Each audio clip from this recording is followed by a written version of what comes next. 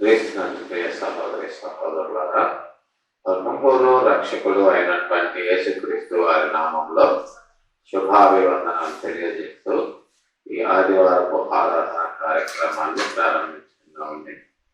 ఈరోజు ఆరాధనలో భాగంగా దేవుడు మనకు అనుగ్రహించినటువంటి వాక్య భాగము అపోస్తలుడైన లూకా గారు రాసినటువంటి సువార్త 18వ అధ్యాయము 1వ వచనం నుంచి 17 వచనాల వరకు ఈరోజు ధ్యానిద్దాం. అపోస్తలుడైన లూకా గారు రాసినటువంటి సువార్త 18వ అధ్యాయము 1 నుంచి 17 వరకు. వారు విసుగక నిత్యము ప్రార్థన చేయుచుండవలే అనుటకు ఆయన వారితో ఈ ఉపమానము చెప్పెను. దేవునికి భయపడగయు మనుషులను లక్ష్య పెట్టగయు నుండి ఒక న్యాయాధిపతి ఒక పట్టణంలో ఉండెను. ఆ పట్టణంలో ఒక విధవరాలును ఉండెను. ఆమె అతని యొద్దకు తరచుగా వచ్చి నా ప్రతివాదికి నాకును న్యాయం తీర్చుమని అడుగుచూ వచ్చిన గాని అతడు కొంతకాలము ఒప్పుకపోయాను. తర్వాత అతడు, నేను దేవునికి భయపడగయు మనుషులను లక్ష్య పెట్టగయు ఉండినను ఈ విధవరాలు నన్ను తొందర పెట్టుచున్నది కనుక ఆమె మాట మాటికి వచ్చి గోజాడకుండునట్లు ఆమెకు న్యాయము తీర్చునని తనలో తాను అనుకునేను. మరియు ప్రభు ఇట్లనెను, అన్యాయస్తుడైన ఆ న్యాయాధిపతి చెప్పిన మాట వినుడి. దేవుడు తాను ఏర్పరచుకున్న వారు దివారాత్రులు తన గూర్చి మొరపెట్టుకొనుచుండగా వారికి న్యాయం తీర్చడా? ఆయన వారికి త్వరగా న్యాయం తీర్చును. వారి విషయమే కదా ఆయన దీర్ఘశాంతము చూపుతున్నాడని మీతో చెప్పుచున్నాను. ఆయనను మనుష్య కుమారుడు వచ్చినప్పుడు ఆయన భూమి మీద విశ్వాసము కనుగొనునా? తామే నీతిమంతులమని తాము నమ్ముకొని ఇతరులను తృణీకరించుతూ కొందరితో ఆయన ఈ ఉపమానము చెప్పాను. ప్రార్థన చేయుటకై 2 మనుషులు దేవాలయములకు వెళ్ళిరి. వారిలో ఒకడు పరిసయ్యుడు, ఒకడు సుంకరి. పరిసయ్యుడు నిలవబడి, దేవా, నేను చోరులను, అన్యాయస్తులను, వ్యభిచారులనైన ఇతరుల మనుషుల వలె కాకనైనను ఈ సుంకరి వలనైనను ఉండనందుకు నీకు కృతజ్ఞతాస్తుతులు చెల్లించుచున్నాను. వారమునకు 2 మార్లు ఉపవాసము చేయించు నా సంపాదన అంతటిలో 10వ వంతు చెల్లించుచున్నానని తనలో తాను ప్రార్థించుచుండెను. అయితే సుంకరి దూరముగా నిలబడి ఆకాశము వైపు కన్నులెత్తుటకైనను ధైర్యము చాలక రొమ్ము కొట్టుకొనుచు, దేవా, కాపినైన నన్ను కరుణించుమని పలికెను. అతని కంటే ఇతడు నీతిమంతుడుగా తీర్చబడి తన ఇంటికి వెళ్ళనని మీతో నిశ్చయంగా చెప్పుచున్నాను. తను తాను హెచ్చించుకున్నవాడు తగ్గింపబడిననియు తను తాను తగ్గించుకున్నవాడు హెచ్చింపబడిననియు చెప్పాను. తమ శిశువులను ముట్టవలనని కొందరు ఆయన యొద్దకు వారిని తీసుకొని రాగా ఆయన శిష్యులు అది చూచి తీసుకొని వచ్చిన వారిని గద్దించిరి. అయితే యేసు వారిని తన యొద్దకు పిలిచి, చిన్న బిడ్డలను ఆటంకపరచగా వారిని నా యొద్దకు రానియడి. దేవుని రాజ్యము ఇలాంటి వారిది. చిన్న బిడ్డల వలె దేవుని రాజ్యమును అంగీకరింపని వాడు దానిలో ఎంత మాత్రము ప్రవేశింపడని మీతో నిశ్చయముగా చెప్పుచున్నాను. నేను చిన్న ప్రార్థన చేసుకున్నామండి. ప్రేమ కలిగిన మా తండ్రి, పరిశుద్ధమైన మా ప్రభువా, ఉదయకాల సమయంలో నీ పాద సన్నిధికి చేర్చి మిమ్మల్ని స్తుతించి ఆరాధించి గణపరిచి మహింపరిచే భాగ్యాన్ని మాకు అనుగ్రహించినందుకే మీ పాదాలు వందనాలు చెల్లించుకుంటున్నాం. ఉదయకాల సమయంలో ప్రభువా, మీ వాక్యంలో ధ్యానించిన విధంగా మాకు సహాయం చేయండి. మీ ఆత్మను మాకు అనుగ్రహించి మమ్మల్ని ముందుకు నడిపించమని మీ ప్రియకుమారుడు మా రక్షకుడైన యేసయ్య దివ్యనామంలో బ్రతిమలాడి ప్రార్థించి అడిగి వేడుకొంచున్నాం తండ్రి, ఆమేన్. క్రీస్తునందు ప్రియ సహోదరి సహోదరులారా, ఈ ఉదయకాల సమయంలో ప్రభు మనకు అనుగ్రహించినటువంటి లేఖన భాగాలను బట్టి ఆయన తన శిష్యులకు ఆయన నిత్యము ప్రార్థన చేయించు ఉండటానికి, అంటే ఆయన రాకడ నిమిత్తము, ఆయన రాజ్యము నిమిత్తము, అలాగనే సంఘము ఎత్తబడే కార్యక్రమం నిమిత్తము నిరంతరము ఆత్మల రక్షణార్థమై ఎలా ప్రార్థన ప్రార్థన చేస్తూ ఉండాలి. నిత్యము ప్రార్థనలో మనము ఎలా గడపాలి? ప్రార్థనలో అంటే మోకాళ్ళుండి రాత్రంతా ప్రార్థన చేయడము కాదు, కానీ నిత్యము మనము దేవుని కొరకు ఆత్మల సంపాదనలోనే మనము మన ఆలోచనలు, మన తలంపులు, మన క్రియలు ఉండాలి అనేది గ్రంథకర్త అయినటువంటి లూకా గారి యొక్క ఉద్దేశమై ఉన్నది. అయితే ఆయన తన శిష్యులతో అలా ఎలా ఉండగలరు, ఆ రకమైనటువంటి యాటిట్యూడ్ తోటి, అంటే ఆ విధమైనటువంటి దృక్పథముతోటి ఆయన శిష్యులు ఉండేలా ఎలా చేయాలి, ఆ దృక్పథములోకి వారిని ఎలా తీసుకురావాలి అనేటటువంటి సందర్భాన్ని ఇక్కడ మన రక్షకుడైనటువంటి యేసుక్రీస్తు వారు వారికి ఉపమాన రీతిగా బోధించడం జరుగుతుంది. అది ఎలాగంటే, వారు విసుగక నిత్యము ప్రార్థన చేయుచుండవలెనని ఆయన వారితో ఈ ఉపమానము చెప్పెను. అదేంటంటే, దేవునికి భయపడకయు మనుషులను లక్ష్య పెట్టకయు నుండి ఒక న్యాయాధిపతి ఒక పట్టణంలో ఉండెను. ఒక ప్రభుత్వ అధికారి, అందులోనూ ఆయన ఒక న్యాయాధిపతి. అలాంటి ఆయన ఒక పట్టణంలో ఉన్నాడు. ఆయన ఎలాంటి వాడు అంటే, ఆయన మహా గర్విష్టి. అంటే ఆయన తనకున్నటువంటి పొజిషన్ని బట్టి, ఆయన తనకున్నటువంటి స్థాయిని బట్టి ఆయన ఎవరిని లెక్క చేయనటువంటి వ్యక్తిగా, అంటే తనకు తానే చాలా గొప్పవాడిగా, తనకంటే గొప్పవారు ఇంకెవరూ లేనట్లుగా, తనే అన్నిటికంటే పైనున్న వాడినిగా అనుకునేటటువంటి ఒక న్యాయాధిపతి ఉన్నాడు. అతను దేవుణ్ణి లక్ష్య పెట్టడు, దేవునికి భయపడడు, ఇతర మనుషులను అసలు లక్ష్య పెట్టడు. అలాంటి వ్యక్తి ఆ పట్టణంలో ఉన్నప్పుడు, అదే పట్టణంలో ఒక విధవరాలు ఉంది. ఆమె అతని యొద్దకు తరచుగా వచ్చి నా ప్రతివాదికి నాకును న్యాయం తీర్చమని అడుగుతూ వచ్చిన. అంటే ఒక విధవరాలు ఉంది. ఆమె ప్రతివాది వలన ఆమెకు ఏదో ఒక అన్యాయము జరిగింది. కాబట్టి ఆమె ఆ న్యాయాధిపతి వద్దకు వచ్చి రోజు కూడా ఆయన్ని గోదాడుతూ ఉంటుంది. అయ్యా, నాకు ఈ అన్యాయం జరిగింది, నాకు న్యాయం తీర్చండి. అంటే ఆయన పెద్ద పెద్దోళ్ళనే పట్టించుకోనటువంటి ఆ న్యాయాధిపతి ఈమె గోడు చూడలేక ఈమె రోజు విసిగిస్తూ ఉంది. ఇతను బేసికల్గా అంత న్యాయస్థుడేం కాదు. అలాగని ఇతరుల బాధలను తీర్చేటటువంటి హృదయం కలిగిన వాడు కాదు. దేవునికి భయపడేవాడు అంతకంటే కాదు.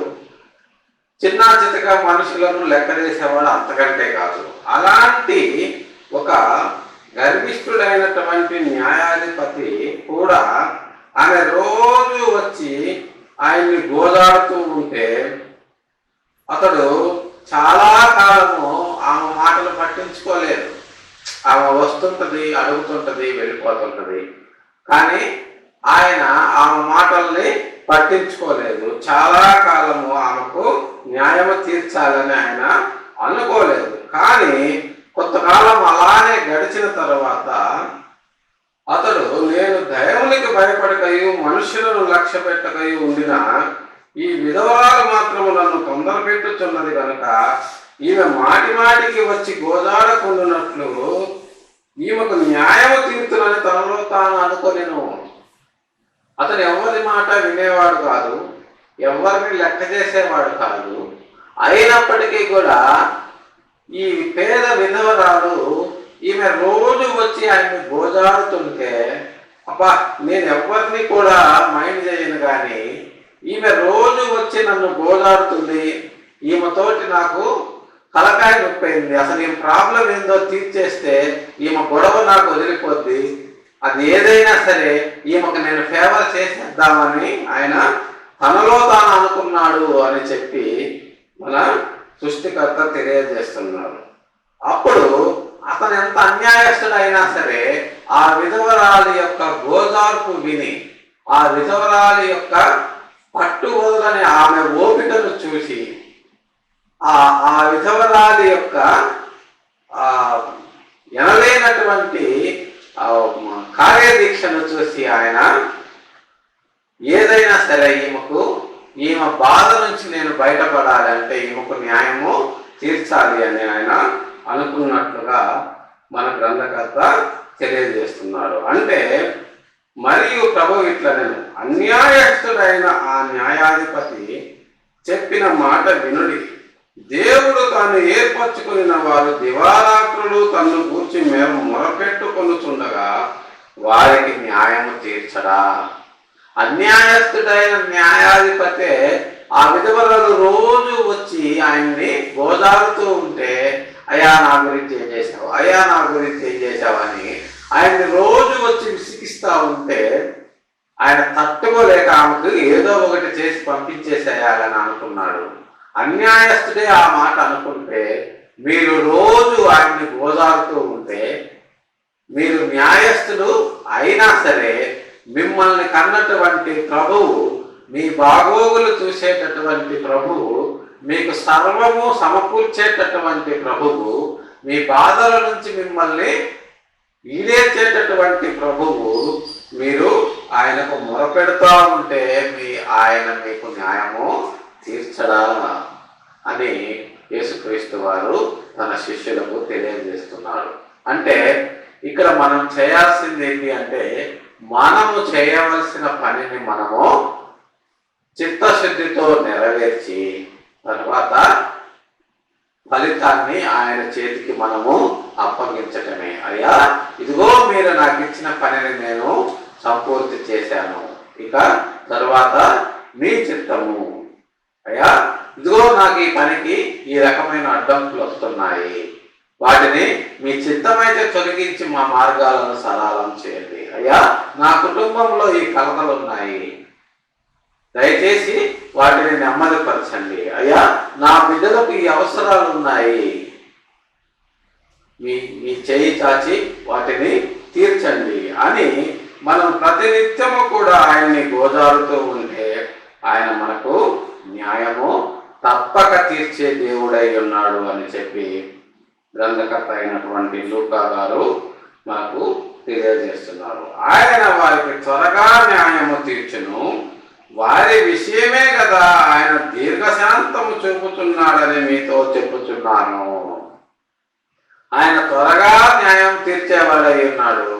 ఆయన వారి విషయమే ఆయన దీర్ఘశాంతము చూపుచున్నాడు అని చెప్తున్నాడు. అంటే ఇక్కడ పరిశుద్ధులైనటువంటి ఆయన ప్రజలు ఈ లోకములో అనేక మందిని రక్షించుట కొరకు అనేక ఆత్మల భారము కలిగిన వారై ఎక్కువ మంది నశించకుండా ఉండనట్లు, అయ్యా మీరు మాకు సమయాన్ని ఇవ్వండి, మీరు మరికొంత మాకు సమయాన్ని ఇస్తే మేము ఎంతో కొంత మీ వాక్యాన్ని ప్రకటించి సాధ్యమైనంత ఎక్కువ మందిని మేము రక్షించగలిగే అవకాశం ఉంటుంది.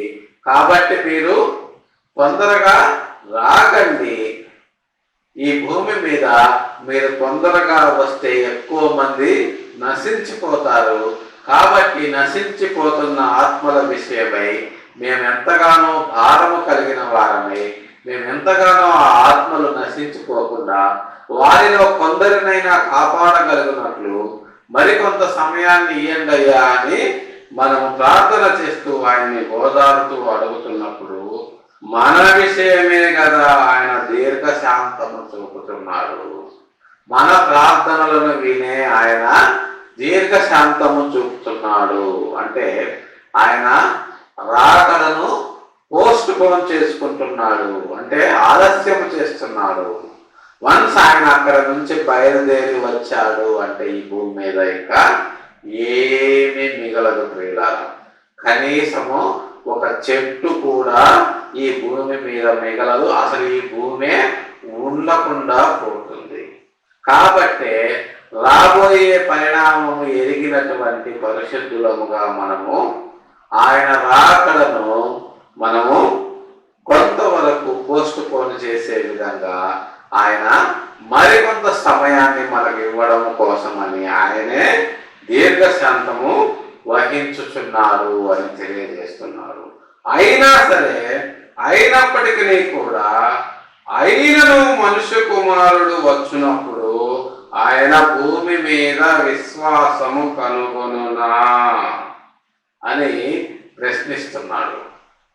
ఆ ప్రశ్న సృష్టికర్త అయిన దేవుడు మనలను ప్రశ్నిస్తున్నాడు. భూమి మీద మనుష్య కుమారుడు వచ్చునప్పుడు విశ్వాసాన్ని ఆయన కనుక్కుంటాడా అంటే ఇది రెండవ రాకడలో యేసుక్రీస్తు వారు భూమి మీదకు వచ్చేటప్పటి మాట. ఆయన భూమి మీదకు వచ్చే సమయానికి ఈ భూమి మీద ఆయన్ని గూర్చిన విశ్వాసం అనేది అసలు బొత్తిగా లేకుండా పోతుంది. అంటే ఆయన భూతత్వం పెట్టి వెతికే స్థాయిలో భూమి మీద విశ్వాసం ఉంటుంది అని ఆయన ప్రశ్నిస్తున్నారు. భూమి మీద ఆయన విశ్వాసము కనుగొనునా అంటే అందరూ కూడా అవిశ్వాసులైపోతారా అని మనల్ని మనం ప్రశ్నించుకోవాల్సినటువంటి అవసరం ఉంది. అంటే అసలు విశ్వాసం అనే దానికే అర్థం లేకుండా పోతుంది. అంటే విశ్వాసం అనగా విశ్వాసం అంటే విశ్వాసం అన్నది నిరీక్షించు వాటి యొక్క నిజస్వరూపమై ఉన్నది. విశ్వాసం అనే మాటకి ఫిబ్రవరి 11లో పౌలు గారు ఏ రకమైన సమాధానాన్ని ఇచ్చారు అంటే దీని గురించి మనం గతంలో మాట్లాడుతున్నాము. విశ్వాసం అనేది నిరీక్షించు వాటి యొక్క నిజ స్వరూపమై ఉన్నది. అది ఏంటి అంటే మనము పరలోకం ఉందని నమ్ముతున్నాము. పరలోకం ఉందని నమ్ముతున్నాం, కానీ పరలోకాన్ని ఎవరన్నా చూశారా?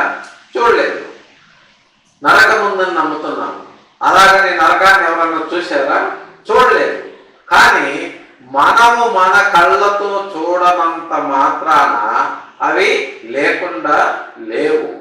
మన కళ్ళకు కనబడినటువంటి ఎన్నో విశ్వాంతరాల్లో చాలా వస్తువులు, చాలా విషయాలు ఉన్నవి. అవన్నీ మనము చూడగలుగుతున్నామా? చూడలేము. అంత మాత్రాన మనం చూడలేదని అవి లేవా అంటే అవి లేకుండా లేవు.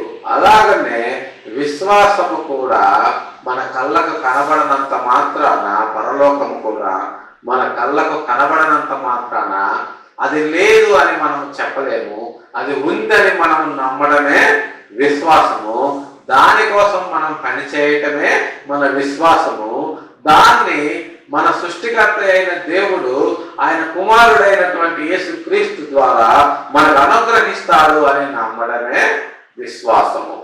కాబట్టి ఆ విశ్వాసము ఆయన రెండవ రాకడలో భూమి మీదకి తిరిగి వచ్చే నాటికి విశ్వాసులలో కూడా ఉండకుండా పోతుంది అనే మాటను అపోస్తలుడైన లూకా గారు తెలియజేస్తున్నారు. అంటే విశ్వాసులు కూడా ఆయన వచ్చే సమయానికి విశ్వాసరహితులుగా అయిపోతారా అని ఆయన సందేహాన్ని వ్యక్తం చేస్తున్నారు.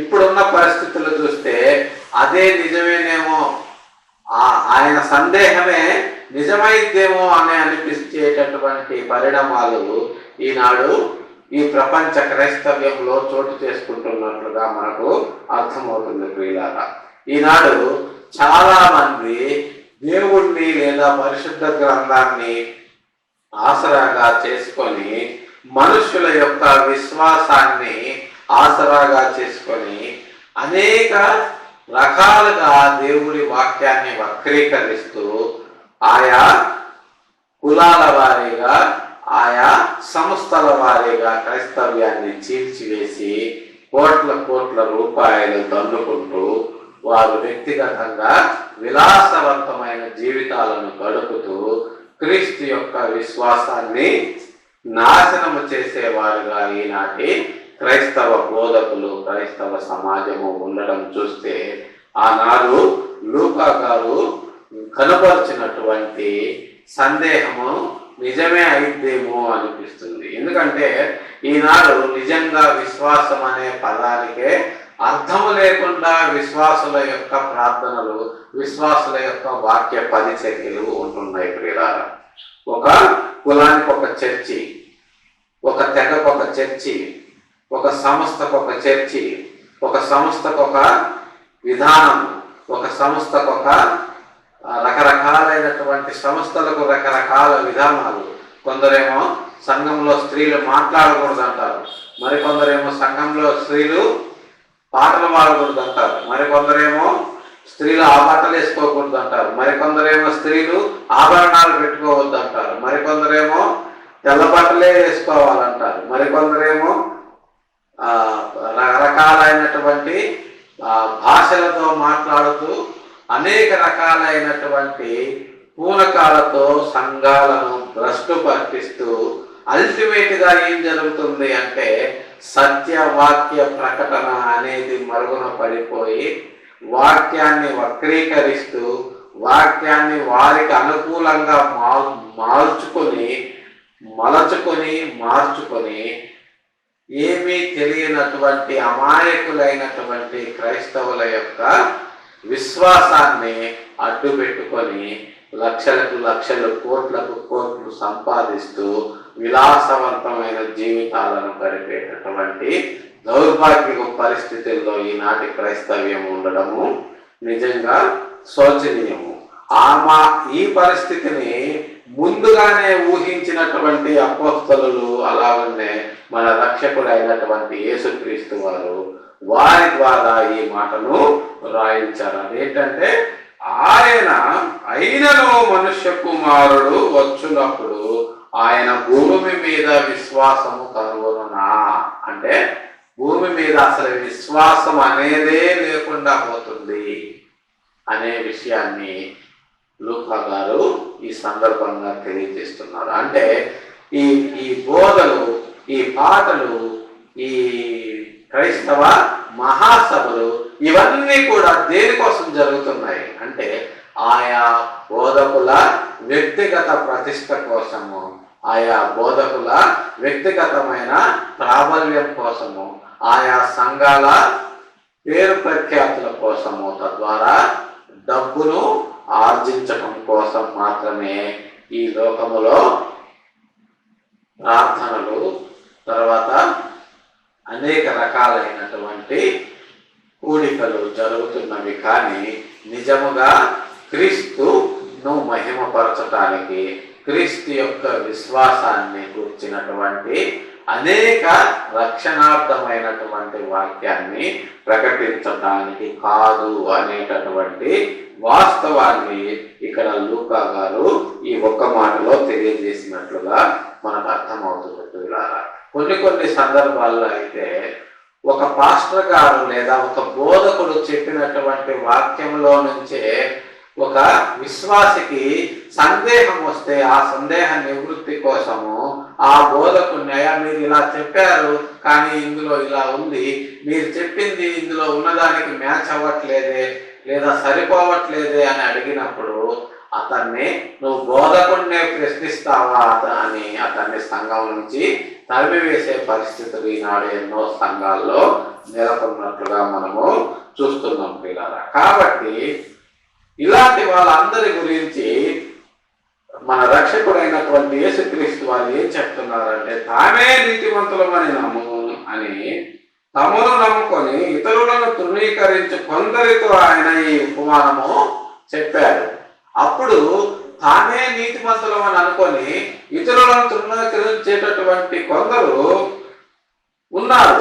అప్పుడు కొందరు ఉన్నారు, కానీ ఇప్పుడు అందరూ అలాగనే అయిపోయిన పరిస్థితి ఉంది. ఇప్పుడు ఉన్నటువంటి క్రైస్తవ విశ్వాసులను కదిలిస్తే మాదే నిజమైన విశ్వాసము, అవతల వాళ్ళది నిజమైన విశ్వాసం కాదు, మేమే ఎత్తపడే సంఘము, వాళ్ళు ఎత్తబడరు అనేటటువంటి ధోరణికి వచ్చేశారు. కానీ వాస్తవ పరిస్థితులు ఎలా ఉన్నాయి అంటే సంఘాల్లో ఆధిపత్యము కోసము, సంఘాల్లో ఉన్నటువంటి సంఘాలకు అనుబంధంగా ఉన్నటువంటి అనేక రకాలైనటువంటి భూములు, ఇతరత్ర స్థిర చరాస్తుల కోసము, సంఘాల్లో ఉన్నటువంటి విశ్వాసులు, అలాగనే సంఘాల్లో ఉన్నటువంటి బోధకులు ఒకళ్ళ మీద ఒకళ్ళు దాడి చేసుకొని, ఒకళ్ళ మీద ఒకళ్ళు కత్తులతో కర్రలతో దాడులు చేసుకొని పోలీస్ స్టేషన్లకు వెళ్ళే పరిస్థితి ఈనాడు క్రైస్తవ సంఘాల్లో నెలకొని ఉంది. క్రీస్తు యొక్క విశ్వాసం యొక్క భ్రష్టత్వానికి పట్టినటువంటి పరాకాష్ఠగా దీన్ని మనము చెప్పుకోవచ్చు. ప్రియులారా, ఈనాడు సంఘాల్లో ఇదే పరిస్థితి నెలకొంది. ఇలాంటి సంఘాలు, ఇలాంటి విశ్వాసుల మధ్య క్రీస్తు యొక్క సువార్త పరిచర్య ఎలా లోకానికి వెళుతుంది? క్రీస్తు యొక్క విశ్వాసాన్ని పెంపొందించే మాటలు ఈ లోకానికి ఈ విశ్వాసాన్ని ఎలా అందించగలరు అని ఈనాడు మనం ఆలోచించాల్సిన అవసరము ఎంతగానో ఉంది. పైగా వీరి హృదయాలోచనలు ఎలా ఉంటవి అంటే, మేమే నీతిమంతులము, మాకంటే నీతిమంతులు ఈ లోకంలో ఎవరూ లేరు అనే విధంగా వీరి హృదయాలోచనలు ఉంటాయి. అందుకనే ఇలాంటి వారిని గురించి ఆయన సుంకరి పరిసయ్యుని యొక్క ప్రార్థనను కూడా ఆయన మనకు ఉదాహరణగా చెప్పడం జరిగింది. ఆయన ఉపమాన రీతిగా ఒక పరిసయ్యుడు ఒక సుంకరిని గురించి ఆయన తెలియజేశారు. పరిసయ్యుడు ప్రార్థన ఎలా ఉంటుంది అంటే, నేను చోరులను, అన్యాయస్తులను, వ్యభిచారులు అయిన ఇతర మనుషుల వలె కాక, అలాగనే ఇదిగో ఇక్కడ ఉన్నటువంటి ఈ సుంకరి వలెనైనను ఉండక నీకు కృతజ్ఞతాస్తుతులు చెల్లించుచున్నాను. అంటే నన్ను అలా చేయలేదు కాబట్టి నీకు నేను కృతజ్ఞతాస్తుతులు చెల్లిస్తున్నాను. అంటే ఇతరుల కంటే నేను గొప్పవాడిని, నేను వ్యభిచారుల కంటే గొప్పవాడిని, అలాగనే దొంగల కంటే నేను గొప్పవాడిని, అలాగనే ఇతరుల మనుషుల అందరికంటే నేను గొప్పవాడిని అని ఇతను ప్రార్థనలో కూడా తనలో తానే హెచ్చించుకుంటున్నాడు. ప్రార్థనలో కూడా తనలో తానే ఈయన హెచ్చించుకుంటున్నాడు. కానీ సుంకరి ఏం చేస్తున్నాడు అంటే, నేను పరిసయ్యుడు మళ్ళా అది చాలక వారానికి 2 సార్లు ఉపవాసం ఉంటున్నాను, నా సంపాదన అంతటిలో 10వ వంతు నీకు ఇస్తున్నాను, ఇంతకంటే నీకోసం చేసేవాడు ఈ భూమి మీద ఎవరున్నాడు అన్నట్లుగా ఆయన తన స్థాయిని గురించి దేవునితోనే తను తాను ఎక్కువ చేసుకుంటూ మాట్లాడుతున్నట్లుగా మనకు గ్రంథకర్త తెలియజేస్తున్నారు. అయితే సుంకర్ ఏం చేస్తున్నాడు అంటే, ఆయన దూరంగా నిలబడి ఆకాశము వైపు కన్నులెత్తడానికి కూడా ఆయనకు ధైర్యం చాలక రొమ్ము కొట్టుకుంటూ, దేవా పాపినైన నన్ను కరుణించమని ఆయన పలుకుతూ ఆయన తను తాను తగ్గించుకుంటూ దేవునికి ఆయన మొరపెట్టుచున్నాడు. అందుకనే గతంలో ఎన్నోసార్లు మనము మాట్లాడుకున్న విధంగా మనము ప్రార్థన చేసేటప్పుడు మన ప్రార్థన చాలా నిర్మలంగా, అలాగనే మనము బైబిల్ చదువుకునే ముందు, మన పరిశుద్ధ గ్రంథాన్ని మనం పఠించే ముందు ఆ గ్రంథాన్ని మన చేతులతో ముట్టుకోవటానికి కూడా మనకు అర్హత లేకపోయినప్పటికీ, అయ్యా మేమేమైనా అపవిత్రమైన చేతులతో మీ పవిత్ర గ్రంథాన్ని పట్టుకుంటున్నామేమో, ఒకవేళ అలా పట్టుకుంటే మమ్మల్ని క్షమించమని చెప్పి మనము ప్రార్థన చేసుకొని మన పరిశుద్ధ గ్రంథాన్ని మనము తెరవాలి. అదే ప్రార్థనని ఆనాడు సుంకరి చేశాడు. కాబట్టి ఆ సుంకరి ప్రార్థనను దేవుడు అంగీకరించాడు, పరిసయ్యుని ప్రార్థనను దేవుడు నిరాకరించాడు. అంతేకాకుండా ఆయన అదే మాటను ఆయన శిష్యులతో చెప్తున్నాడు. ఏమనంటే, ఇదిగో ఈ పరిసయ్యుడి కంటే ఈ సుంకరే ఎక్కువగా నీతిమంతుడుగా తీర్చబడతాడు దేవుడి దృష్టిలో. అది ఎలాగూ అంటే, తను తాను హెచ్చించుకుని వాడు దేవుని దృష్టిలో తగ్గించబడతాడు.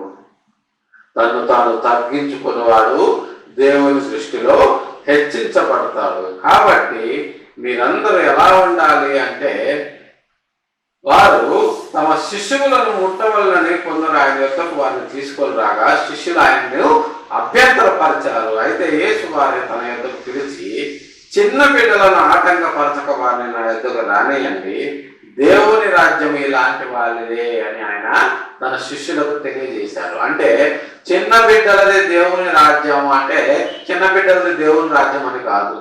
చిన్న బిడ్డ మీరు మారు మనస్సు పొంది ఆ చిన్న బిడ్డల హృదయం ఎలాగైతే ఉంటుందో అలాంటి హృదయాన్ని మీరు సంతరించుకుంటేనే మీకు దేవుడు తన రాజ్యాన్ని అనుగ్రహిస్తాడు అని దాని అర్థం. ప్రియులారా, అంటే చిన్న బిడ్డ ఎలా ఉంటుంది, చిన్న బిడ్డ యొక్క హృదయం ఎలా ఉంటుంది అంటే వారికి ఏ విధమైనటువంటి కుట్రలు తెలియవు, ఏ విధమైనటువంటి కుతంత్రాలు తెలియవు, ఏ విధమైనటువంటి అసూయ ఈర్ష్య ద్వేషాలు ఉండవు, ఏ విధమైనటువంటి హెచ్చింపు ధోరణి ఉండదు, ఏ విధమైనటువంటి అహంకారం వారికి ఉండదు. వారు నిర్మలంగా దేవుడు ఎలాగైతే మనిషిని భూమి మీదకు పంపించాడో అలాగనే వారి హృదయము వారి తలంపులు ఉంటాయి. కాబట్టి ఎదుటి వారి కంటే నేను గొప్పవాడిని అనుకోడు, ఎదుటి వాడి కంటే నేను తక్కువ వాడిని అంతకంటే అనుకోడు, ఎదుటి వాడి కొంపను ఎలా కూల్చాలని అనుకోడు, వాడిని తొక్కి నేను ఎలా పైకి రావాలని అన్నటికి అనుకోడు. కాబట్టి ఆ రకమైనటువంటి హృదయాలోచన చిన్న పిల్లలలో ఉండదు. కాబట్టి అదే హృదయాన్ని మీరు పెద్దవారైనా సరే అదే హృదయాన్ని మీరు కలిగి ఉన్నప్పుడే దేవుడు తన రాజ్యాన్ని మీకు అనుగ్రహిస్తాడు అని దానికి ఉపమానంగా చిన్న బిడ్డల లాంటి హృదయాన్ని మీరు కలిగి ఉంటే దేవుని రాజ్యము అలాంటి వారికే స్వతంత్రించుకోవచ్చు, అలాంటి వారికే దేవుడు తన రాజ్యాన్ని అనుగ్రహిస్తాడు అని యేసుక్రీస్తు వారు తన శిష్యులతో తెలియజేయడం జరుగుతుంది. కాబట్టి చిన్న బిడ్డల వలె దేవుని రాజ్యమును అంగీకరింపని వాడు దానిలో ఎంత మాత్రమును ప్రవేశింపడని మీతో నిశ్చయముగా చెప్పుచున్నాను. చిన్న బిడ్డలు మనం ఏం చెప్తే దాన్ని పాటిస్తారు, మనం ఏం చెప్తే అదే చేస్తారు, మనం ఏం చెప్తే అది ఇదిలానా ఇలా కాదే నువ్వు తప్పు చెప్తున్నావే అని అనరు. ఎందుకంటే వారి హృదయం నిర్మలమైంది. ఆయన మాకంటే పెద్దవాడు, ఆయన మమ్మల్ని కన్న తండ్రి, కాబట్టి ఆయన ఏం చెప్తే మేము అది చెయ్యాలి అని వారు అనుకుంటారు. కాబట్టి అదే విధంగా మీరు కూడా కన్న తండ్రి చెప్పిన మాటలను మీరు నిరాకరించకుండా ఏదైతే ఆయన చెప్పినట్లుగా అంగీకరించి ఆయన రాజ్యం కొరకు పనిచేస్తారో అలాంటి వారిని ఆయన తన రాజ్యంలో నిశ్చయముగా వారిని ప్రవేశింప చేస్తాడు. అలాగనే ఎవరైతే దేవుడు చెప్పినటువంటి మాటలను అంగీకరించక తన ఇష్టానుసారంగా జీవిస్తాడో, తనకంటే మేధావి ఎవరూ లేరున్నట్టుగా అతను తన జీవితాన్ని గడుపుతాడో అలాంటి వారిని నిశ్చయముగా ఆయన తన రాజ్యములో ప్రవేశింప నీయడు అని యేసుక్రీస్తు వారు తన శిష్యులతో తద్వారా మనతో తెలియజేసినట్టుగా అపోస్తలుడైనటువంటి లూకా గారు మనకు తెలియజేస్తున్నారు పిల్లారా. కాబట్టి మన జీవిత కాలం అంతటిలో కూడా మనము మన రక్షకుడైనటువంటి యేసుక్రీస్తు వారు తెలియజేసినటువంటి అనేక అంశాలను మనము ధ్యానము చేసుకుంటూ పరిసయ్యుని వలె కాకుండా మనము సుంకరి వలె మనం ఎంత చేసినా సరే మనల్ని మనం తగ్గించుకుంటూ అయ్యా ఇంకా నేను మీ కొరకు చేయలేకపోయాను, దయతో నన్ను క్షమించండి, ఇదిగో నా శక్తి వంచన లేకుండా మీరు నాకు ఇచ్చిన జీవిత కాలంలో నేను ఇంతవరకు మీ కొరకు పని చేయగలిగాను అని చెప్పి మన జీవిత కాలాన్ని ముగించినటువంటి సమయంలో మన పనిని ఆయనకు అప్పగించి ఆయన ముందు మనము వినమ్రంగా నిలబడి మనల్ని మనం తగ్గించుకుంటే ఆయన తన రాజ్యములో మనల్ని హెచ్చించేవాడుగా ఉన్నాడు.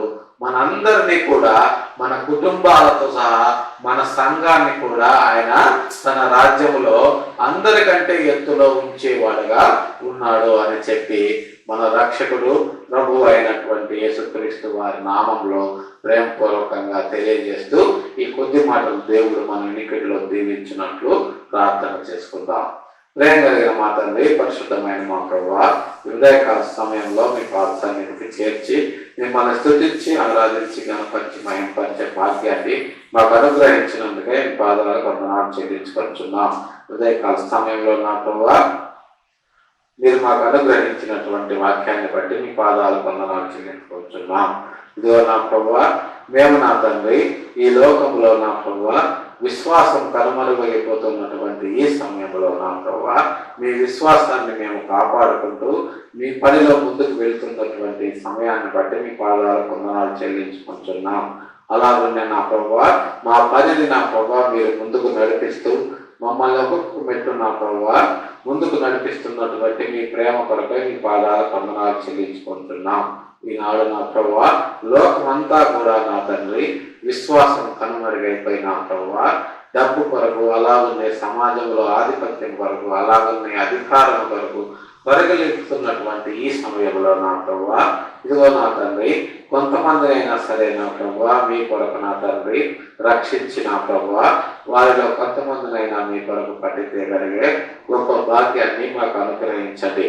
ఆ విధంగా నా తండ్రి మేము చేసేటటువంటి పనిలో నా ప్రభువా మీ ఆత్మను మాకు అనుగ్రహించి మాకు సహాయ సహకారాలు అందిస్తున్నటువంటి మీ ప్రేమ కొరకే మీ పాదాలు వందనాలు చెల్లించుకుంటున్నాం.